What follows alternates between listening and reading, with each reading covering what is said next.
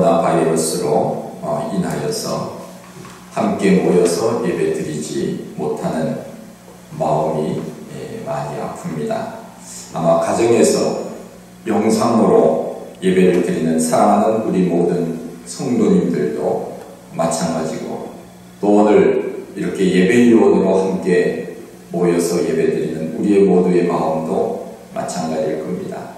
특히 절기상 우리가 지금 사순절 절기를 지내고 있는데, 이 기간은 더욱더 기도하고 모여서 십자가를 생각하면서 지내야 되는 기간임에도 불구하고 모이지 못해서 여러 가지 마음으로 아마 안타까움이 많을 줄 압니다. 그러나 우리가 절망하지 않을 것은 우리 하나님께서 우리를 지켜주시고 또 인도해 주신다고 하는 것이며, 소망 되신 예수 그리스도 그분이 우리에게 있기 때문에 우리는 절망하지 아니하고 용기와 희망을 갖게 됩니다. 우리 기독교에 있어서 중요한 것은 십자가 그리고 부활입니다. 기독교의 상징은 바로 십자가와 부활이지요. 교회에 혹은 또 우리 개인에게 능력이 없는 것은 우리에게 십자가와 부활의 믿음이 혹 부족하지는 않는지 생각해 봅니다. 교회의 본질은 바로 예수 그리스도의 십자가와 부활을 증거하는 것입니다. 이것을 붙들어야 바로 교회의 존재의 의미가 있는 것입니다. 십자가와 부활은 우리가 믿어도 되고 믿지 않아도 되는 선택의 사항이 아니고, 이것은 우리가 구원을 받는 데 필수적인 사항입니다. 십자가를 붙들면 부활이 있습니다. 기독교의 본질적인 것, 이것이 바로 우리를 구원에 이르게 하는 길이다 하는 것입니다. 오늘은 인문학적인 요소를 가지고 말씀을 좀 나누고 싶습니다.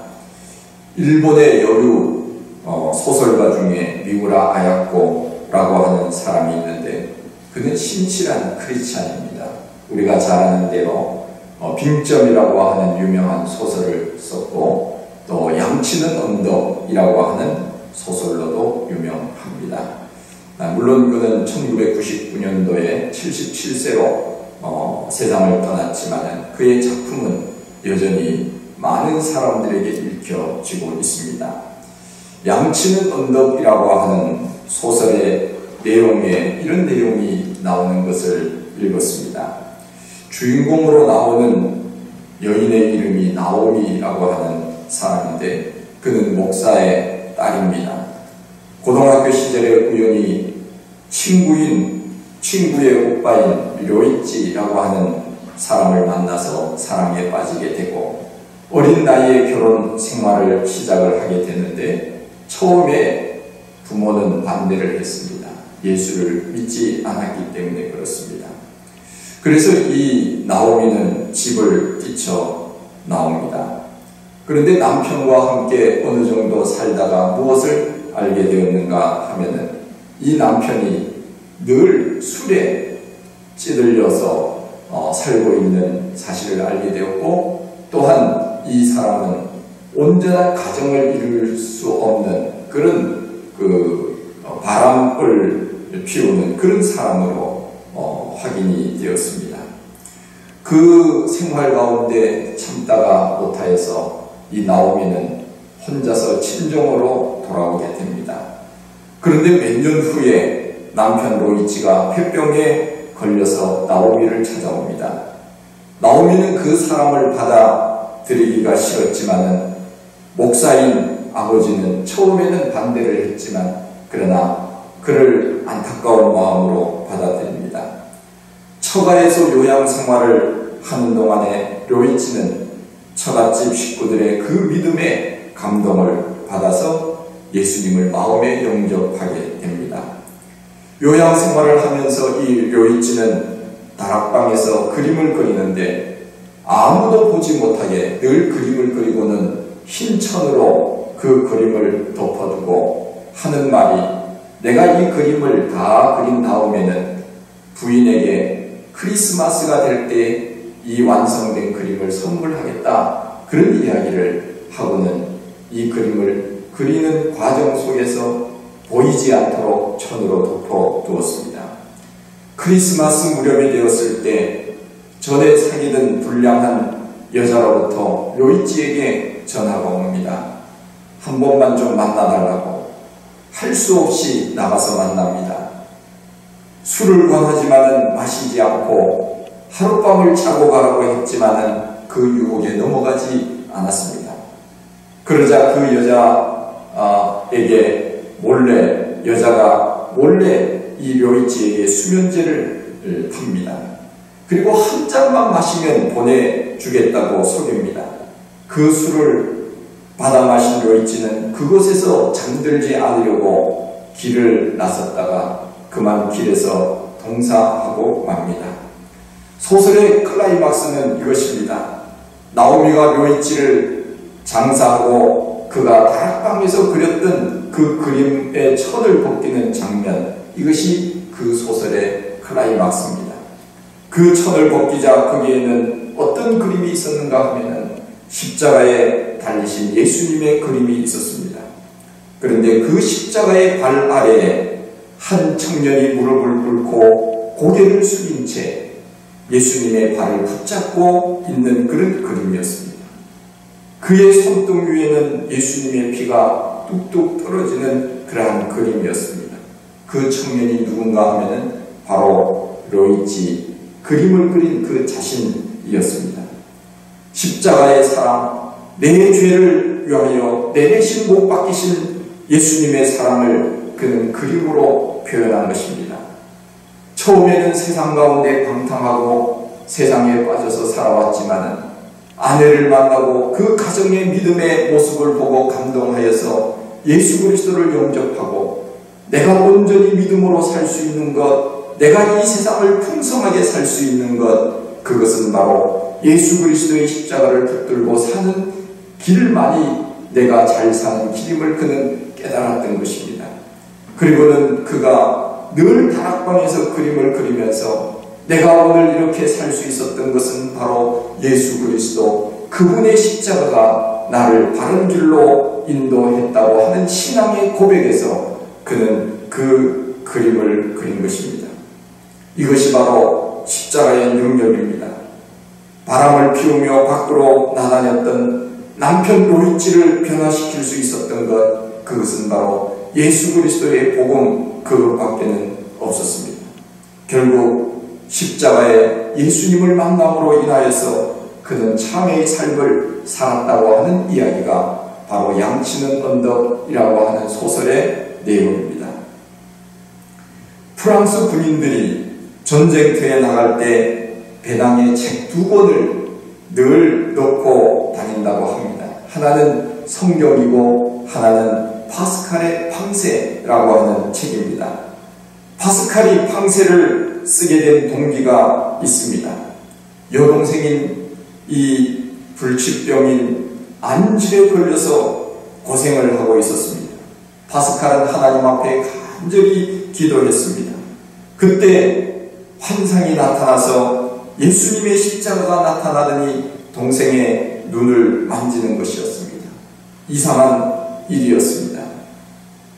파스칼은 기도 중에 예수님의 십자가가 나타나서 동생의 눈을 만지는 것을 보고는 기도를 마치고 동생에게 찾아가서 묻습니다.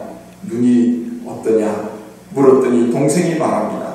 오빠, 이상한 일이 생겼어요. 눈이 방금 나아졌어요. 이때 파스칼은 중얼거렸습니다. 아, 내가 믿었던 예수 그리스도, 그분은 내가 철학적으로 믿었던 그분이 아니고 그분은 바로 아브라함의 하나님, 이삭의 하나님, 야곱의 하나님, 살아계신 하나님이며 나를 위하여 십자가에 죽으신 예수 그리스도, 내가 그분을 믿노라. 파스칼이 죽은 후에 그의 옷에서 이상한 가죽 조각들이 발견이 되었습니다. 그 가죽에는 이런 글귀가 있었습니다. 예수 그리스도의 십자가는 능력입니다. 파스칼은 예수 그리스도의 십자가의 능력을 의지하면서 늘 글을 썼고 그렇게 살아왔다고 하는 이야기입니다. 우리가 아무리 이 세상에서 많은 것을 누리고 많은 것을 가지고 많은 일을 한다 그래도 우리 속에 예수 그리스도 그분이 없으면 무슨 의미가 있겠습니까? 아무리 숫자가 0이 많아도 앞에 일자가 없으면 그 숫자는 아무것도 아닌 것처럼 예수 그리스도 그분이 우리에게 없다면 우리의 인생은 아무것도 아닌 것처럼 살게 되는 것입니다. 그러기에 우리는 예수 그리스도 그분을 붙들 때 진정한 삶의 기쁨과 행복을 누릴 수 있고 그 말씀 가운데 우리는 이 세상을 더 풍성하게 사는 것 아니겠습니까? 유명한 영화 중에 아마 여러분들도 다 보셨을 테지만은 벤허라고 하는 영화는 길이 남는 명작 중에 명작입니다. 저도 벤허라고 하는 영화를 인상 깊게 보았던 적이 있는데 마차를 타고 경기장에서 달리는 장면, 이것이 얼마나 참 인상적인지 모릅니다. 그리고 십자가를 지고 가시는 예수님의 그 장면도 기억이 납니다. 오랜 시간이 지났지만은 그러나 아직까지 기억하고 있는 것을 보면은 그 영화는 명작 중에 명작이 틀림이 없습니다. 베드로라고 하는 사람은 로마 사람에게 붙들려서 노예가 되지 않습니까? 노예로 끌려갈 때 갈증으로 거의 죽게 되었을 때 어떤 사람이 그에게 와서 물을 주었습니다. 그 물은 그에게 있어서는 생명을 살리는 물이었습니다. 그 후 사랑하는 어머니와 누이 동생은 문둥병에 걸리게 됩니다. 가정이 그야말로 화산이 되는 그런 상황입니다. 배는 노예로 끌려가서 뱃속에서 노 젓는 일을 하게 됩니다. 배를 젓다가 체력이 바닥나고 기운이 떨어지면 로마 군인들은 노예들을 물속으로 던져버립니다. 죽여버렸습니다. 이제 인생이 끝장인 것 같이 보였습니다. 그런데 그 상황 속에서 배가 침몰을 합니다. 베드로는 그 상황 속에서 배가 침몰하는 가운데 로마의 호민관을 구하게 되는 그런 일을 하게 됩니다. 이것이 그에게는 역전승의 그러한 동기가 된 것입니다. 호민관은 그 호의를 기쁘게 받아들이면서 이 베드로를 자기 양아들로 삼게 되는 것입니다. 그러던 어느 날 예수라고 하는 청년이 사형을 받는다고 하는 소문을 들었습니다. 베드로는 구경을 나갔습니다. 베드로는 그 청년을 보고는 얼마나 놀랐는지 모릅니다. 왜냐하면 자기가 노예로 끌려가고 있을 때 물을 준 바로 그 청년이 오늘 십자가를 지고 가는 그 청년과 동일한 분이라고 하는 것을 그는 알았기 때문입니다. 베드로는 미친 듯이 달려가서 십자가를 지고 가는 그 골고다 언덕길을 올라가는 그 좁은 언덕길 비아도로로사라고 하는 그 언덕길을 올라가는 예수님에게 물을 가지고 가서 마시도록 그렇게 드립니다. 그것을 본 로마 병정이 물을 마시지 못하게 채찍으로 예수님을 때리면서 그 물병을 걷어차서 예수님은 그 물을 마시지 못하게 되었습니다. 그의 마음에는 로마인을 향한 증오가 불탔습니다. 그런데 십자가에 못 박혀 죽으시는 예수님을 바라보는 순간 그의 마음에 평화가 있었습니다. 로마 병정들을 불쌍히 여기고 오히려 그 마음속에 사랑하는 마음이 생긴 것입니다. 예수님이 십자가에 못 박히던 그 순간에 또한 어떤 일들이 일어나는가 하면은 문둥병에 걸렸던 누이와 어머니의 몸이 깨끗하게 낫는 놀라운 기적의 역사들을 경험하게 됩니다. 성경에 나와 있는 대로입니다. 예수님께서 십자가에 못 박혀 돌아가실 때 하늘에서 뇌성과 같은 울리는 소리들이 있지만 많은 사람들이 무덤에서 일어났다고 하는 놀라운 광경대로 베드로의 가족들이 새 생명을 얻는 것입니다. 이것이 십자가의 능력이었다는 것입니다. 그런데 영화에는 나타나지 않았지만은 영화 제작하는 과정에서 이런 사실이 전해지고 있습니다. 배너를 촬영한 영화감독 윌리엄 와일러는 수천 명의 엑스트라들에게 이렇게 말했다고 합니다. 여러분, 예수님이 십자가에 못 박혀 죽는 장면을 촬영할 때는 아무것도 생각하지 마시고 오직 십자가만 계속 바라보십시오. 감독이 명령하는 대로 수많은 엑스트라 배우들은 그렇게 스태프들과 함께 십자가만 바라보았습니다.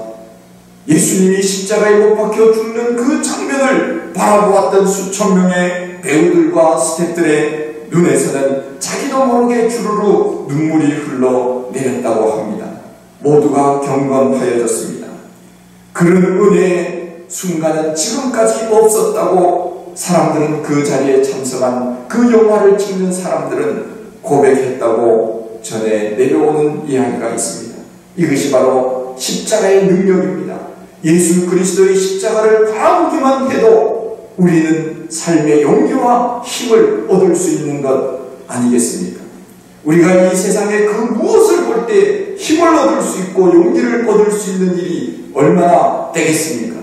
예수 그리스도의 십자가, 힘들고 어려울 때, 삶에 지치고 낙심될 때, 절망 가운데 빠져 있을 때, 오늘 우리가 지내고 있는 이 코로나 바이러스로 인하여 고통당하는 이 기간 동안에는 더욱더 예수 그리스도의 십자가를 바라보면서 믿음으로 살아야 되는 것이 아니겠습니까? 그 십자가가 우리에게 소망을 주고 용기를 주고 새로운 삶의 이정표를 제시해 준다고 하는 사실입니다. 우리가 아무리 몸을 잘 닦아도 죄는 닦을 수가 없습니다. 아무리 의사가 수술을 잘 한다고 해도 우리의 죄를 도려낼 수는 없는 것입니다. 아무리 지식이 많아도 그것으로 우리의 죄의 문제를 해결할 수는 없습니다. 우리의 죄의 문제를 해결해주고 우리를 영원한 하나님의 나라로 인도해 주시는 것은 바로 예수 그리스도의 보혈의 능력, 십자가의 능력 밖에는 없는 것입니다. 우리들에게 영원한 천국을 보장해주는 분은 예수 그리스도, 그분밖에는 없는 것입니다. 찬송가에 나와 있는 것처럼 나의 죄를 씻기는 예수의 피밖에 없네. 오직 예수 그리스도의 보혈, 십자가의 보혈이 우리를 깨끗하게 하고 영원한 구원을 허락하신 것이 아닙니까? 구약에 보면 라합이라고 하는 여자가 나옵니다. 이 여자의 직업은 기생이었습니다. 영어 성경에 보면 매춘부로 기록이 되어 있습니다. 공동 번역이나 새 번역에는 창녀라고 기록되어 있습니다. 그러나 놀랍게도 그런 신분을 가진 여인이 히브리서 11장에 보면은 위대한 믿음의 사람의 반열에 올라가 있지 않습니까? 믿음으로 살았던 사람은 아브라함, 이삭, 야곱, 요셉 이런 사람들을 거론하면서 라합의 이름도 같이 거론하고 있습니다. 특별히 야고보서 2장에도 라합을 훌륭한 믿음의 사람으로 인정을 하고 있습니다. 더 놀라운 것은 신약 성경이 시작되는 마태복음 1장에 예수님의 가문에서 라합이 별처럼 빛나고 있다고 하는 사실입니다. 살몬은 라합에게서 보아스를 낳고 보아스는 오벳에게서 이새를 낳고 이새는 다윗 왕을 낳으리라 말씀하고 있지 않습니까? 육신으로 말하면 라합은 예수님의 조상이 되는, 예수님의 할머니가 되는 영광을 차지한 사람, 이 사람이 바로 기생 라합이었습니다. 어떻게 인생의 밑바닥에 살던 사람이 예수 그리스도의 조상이 될 수 있었는가? 그것은 바로 자리를 옮겼기 때문에 그렇습니다. 세상에서 하나님께로 그의 삶의 주소를 옮겼고 육신적 삶에 젖어있던 그의 삶을 바꾸어서 영적인 삶으로 그 자리를 옮겼기 때문이 아닙니까? 신약으로 말하면 예수 그리스도의 십자가를 붙들었기 때문에 그는 새로운 삶을 살았고 하나님의 축복으로 인하여 예수님의 할머니가 되는 놀라운 은혜가 있었던 것입니다. 이것이 바로 십자가의 복음입니다. 우리가 가장 존귀한 사람으로 대접받을 수 있는 것, 이것은 바로 십자가를 통하여 우리는 대접받게 되는 것입니다. 우리 주님은 우리를 보고 뭐라고 말씀하십니까? 너희는 내 자녀라고 말씀하시고 너는 내 친구라고 그렇게 말씀하고 있지 않습니까? 우리에게 친구가 없고 우리에게 나를 알아주는 사람이 없어도 예수님은 나의 친구라고 하시고 나의 자녀라고 말씀하시고 오늘도 내 곁에서 우리를 돌보시고 우리와 함께 거하시는 분이 아닙니까? 그러기에 우리는 예수 그리스도 그분 안에 거할 때 풍성한 삶을 살 수 있고 예수 그리스도의 십자가를 붙들 때 온전한 구원, 완전한 구원이 이루어지는 것입니다. 찬송가 270장에 나와 있는 것처럼 십자가 단단히 붙잡고 날마다 이기며 나가세 머리에 면류관 쓰고서 주 앞에 찬양할 때까지 예수는 우리를 깨끗게 하시는 주시니 그의 피 우리를 어떻게 한다고요? 눈보다 더 희게 하셨네. 그의 피, 십자가의 피가 우리를 눈보다 깨끗하게 하셨다고 하는 사실입니다. 이것이 바로 십자가를 붙드는 사람의 능력입니다. 보십시오. 교회에 나옴으로 인하여서 우리는 정말 사람다운 사람으로 살게 된 존재가 아닙니까? 우리나라가 적어도 100년 전만 해도 양반과 쌍놈이 그렇게 존재했던 그런 시대가 있지 않았습니까? 서로 교회 나와도 악수를 제대로 하지도 않았습니다. 서로 아는 체도 하지 않았습니다. 물론 그 시대에는 남자와 여자, 쌍놈과 양반 이런 구분이 있어서 교회에 나와서도 서로 잘 교제가 이루어지지 않았습니다.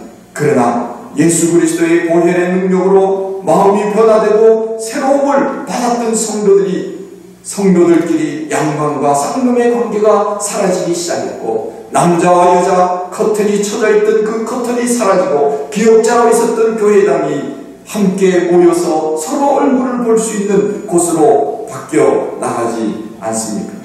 남녀 칠세 부동석이라고 하는 유교의 사상이 사라지고 우리에게 예수 그리스도로 인하여 진정한 자유가 주어지는 것 아닙니까? 우리나라 사람들은 여인들은 대접을 받지 못하는 그런 시대를 살았던 적이 있습니다. 여인들은 누가 이름을 불러주지도 않았습니다. 예수 믿고 나니 교회에 오니까 여인들의 이름이 불려지기 시작했습니다. 그 전에는 이름을 불러주지 않고 그냥 누구 엄마라고 불러줬습니다. 그냥 화성댁, 수원댁, 오산댁, 안성댁 그렇게 이름을 부르지 않았습니까? 그러나 교회에 오니까 김아무개 집사님, 이아무개 성도님 이러면서 이름을 불러주지 않았습니까? 여인들이 깜짝 놀란 겁니다. 야, 내 이름이 그런 이름이었구나. 그제서야 깨닫기 시작한 겁니다. 과거에는 누가 이름을 불러주지 않았기 때문에 아무렇게 이름을 지었습니다. 여인들의 이름을 보십시오. 김동깨 그런 것들도 있습니다. 이름이 얼마나 유치하고 저급한 이름이었는지 모릅니다. 그런데 오늘날은 이름들이 얼마나 예쁜 이름이 많이 있는지 모릅니다. 예수 그리스도의 십자가 하나님 앞에 나와서 우리가 얼마나 덕을 본 것이 많이 있는지 모릅니다. 교회가 예수님이 우리의 지위를 보장해 주었고 우리의 지위를 높여주셨습니다. 라합이 하나님의 자리에 나오지 않았다면 그냥 천한 모습으로 살았을 것입니다. 십자가를 붙들면 사는 겁니다. 십자가를 붙들면 삶의 능력이 있고 소망이 있고 용기를 얻고 살아갈 수 있는 것입니다. 고린도후서 5장 17절 말씀에 그런즉 그리스도 안에 있으면 누구든지 새로운 피조물이라 이전 것은 지나갔으니 보라 새 것이 되었도다. 이처럼 우리가 어떠한 죄를 졌든지 간에 어떠한 상처를 받았든지 간에 예수 그리스도의 십자가 앞에 나오면 용서를 받고 새 사람이 되는 것입니다. 그리고 존귀한 하나님의 자녀가 되는 것입니다. 교회의 본질은 예수 그리스도와 그 십자가에 있는 것입니다. 교회가 아무리 많은 프로그램을 하고 좋은 시설을 갖춘다고 해도 예수 그리스도의 피 묻은 복음 그것이 없으면 교회는 교회가 아닙니다. 세상에 어떤 하나의 기관 밖에는 되지 않습니다. 그러나 교회가 교회되는 것은 바로 이 교회 안에서 예수 그리스도의 십자가가 전달된다는 것이며 그 십자가를 구주로 믿고 믿고 의지하고 사는 사람들이 모였기 때문에 교회가 교회 되는 것 아닙니까? 우리 교회가 참 예쁘게 잘 꾸며졌어요. 그렇죠? 네. 사람들이 내면적인 것은 모르니까 겉으로 처음 볼 때 늘 하는 말이 야, 참 예쁘네요. 그런 말을 많이 합니다. 맞죠? 네. 제가 볼 때도 참 예쁘게 잘 꾸며졌습니다. 조금만 더 본당이 더 컸더라면 더 좋았겠다 하는 생각은 하는데, 교회를 왜 예쁘게 꾸밉니까? 우리가 그냥 보기 좋으라고 예쁘게 꾸밉니까? 눈으로 그냥 즐기려고 예쁘게 꾸미는 것입니까? 물론 그런 것들도 있지만, 그러나 교회를 아름답게 꾸미고 예쁘게 또 장식하고 화분을 갖다 놓고 우리가 청소하고 이러는 것은 이러한 환경을 통하여서 믿지 않는 사람이 와서 보고 이곳에 오라고 우리가 예쁘게 꾸미는 것 아닙니까? 이곳에 와서 본질적인 예수 그리스도를 만나도록 하기 위하여 교회를 예쁘게 꾸미는 것입니다. 세상 사람들이 그냥 보기 좋도록 하기 위해서 꾸미는 것이 아니지요. 이곳에 와서 보시고 이 자리에 참여하여서 예수 그리스도를 구주로 고백하고 우리와 함께 예배드리고 말씀으로 새로워지고 천국 백성으로 살아갈 수 있도록 하기 위하여 교회를 예쁘게 장식하는 것입니다. 우리는 바로 이곳에 와서 예수 그리스도의 십자가를 발견하게 되고 그분을 만나게 되는 것입니다. 그분을 만날 때 우리에게 진정한 자유와 기쁨이 샘솟는 것입니다. 우리가 만일 세상적인 모임으로 전락을 한다면 그것에서는 아무런 의미가 없습니다. 세상 사람들하고 다를 바가 없습니다. 그러나 우리 속에는 예수 그리스도 그분이 있지 않습니까? 코로나 바이러스로 인하여서 우리가 함께 모여서 예배드리지 못하는 그런 아쉬움이 있지만, 그러나 가정에서 예배를 드리는 우리 모든 성도님들도 예수 그리스도 그분이 우리 마음속에 있기 때문에 오늘 가정에서도 그분을 생각하면서 예배를 드리고 있는 것이 아닙니까? 할렐루야. 십자가의 도가 멸망하는 자들에게는 미련한 것이요 구원을 얻는 우리에게는 하나님의 능력이 되는 것입니다. 십자가는 구원을 얻게 하는 능력입니다. 미련한 사람들은, 멸망받는 사람들은 이 십자가를 우습게 여깁니다. 아무것도 아니라고 말합니다. 십자가 그게 무슨 능력이야? 십자가에 달린 예수 그분이 무슨 예수야? 믿지 않는 사람들은 그렇게 생각을 합니다. 그래서 성경에서 말하고 있지 않습니까? 십자가의 도가 멸망하는 자들에게는 우리가 믿는 예수가, 우리가 믿는 십자가가 미련하게 보일 수 있지만, 그러나 우리에게는 그 십자가에서 구원의 능력을 발견하고 그 능력을 체험하게 되는 것 아닙니까? 믿는 사람과 믿지 않는 사람이 이렇게 다른 것입니다. 여러분, 교회는 십자가의 복음이 사라져서는 안 됩니다. 우리 마음속에 예수 그리스도의 십자가가 사라져서는 안 됩니다. 그분이 나를 위하여 피 흘려 죽으셨고 그분이 나를 사랑하셔서 다시 살아나신 것입니다. 아무리 우리가 좋은 환경에서 산다 하더라도, 아무리 좋은 시설이 갖추어졌다 하더라도 그 속에 예수 그리스도가 없으면 안 되는 것입니다. 예수 그리스도의 십자가가 우리 인생의 해답이 되는 것입니다. 찬송가에 있지 않습니까? 주 예수보다도 귀한 것은 없습니다. 이 세상 부귀와 바꿀 수도 없습니다. 예수 그리스도 그분만이 우리에게 희망을 주고 용기를 주는 것입니다. 그분을 우리는 잊어서는 안 됩니다. 나를 위하여 십자가에서 고통을 당하신 그분의 은혜를 잊어서는 안 됩니다. 바울은 우리 주 예수 그리스도의 십자가 외에는 결코 자랑할 것이 없다고 고백을 하지 않았습니까? 예수 그리스도의 십자가, 그것이 우리는 자랑스러운 것입니다. 그래서 우리는 십자가 목걸이를 해다니고 십자가 귀걸이를 해다니면서 자랑하지 않습니까? 그 십자가가 우리를 구원해 주셨기 때문에 그렇습니다. 날 위하여 몸버려 피 흘려 생명을 허락하신 예수 그리스도의 십자가, 그 십자가를 날마다 의지하고 그 예수 그리스도의 십자가를 바라보고 그 십자가 능력 가운데서 구원을 받는 우리 백성들이 되었습니다.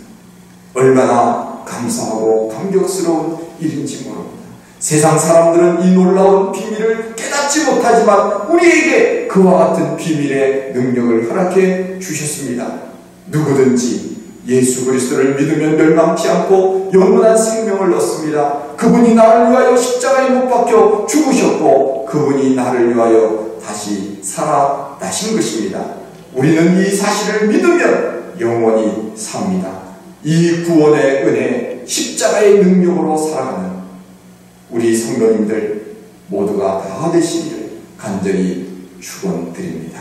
아멘. 하나님 아버지, 크신 은혜와 사랑을 감사드립니다. 저희를 사랑하시고 오늘 하나님 앞에 나와 예배드릴 수 있도록 도우시고 또한 여러가지 어려운 환경 속에서 영상을 통하여 예배드리는 사랑하는 우리 모든 성도들 위에도 하나님의 크신 은혜가 날마다 넘쳐나게 하시고 그 믿음 지켜 살아가는, 그 십자가 붙들고 살아가는 우리 성도님들이 다 되게 하여 주시옵소서. 예수님 이름으로 기도하옵나이다.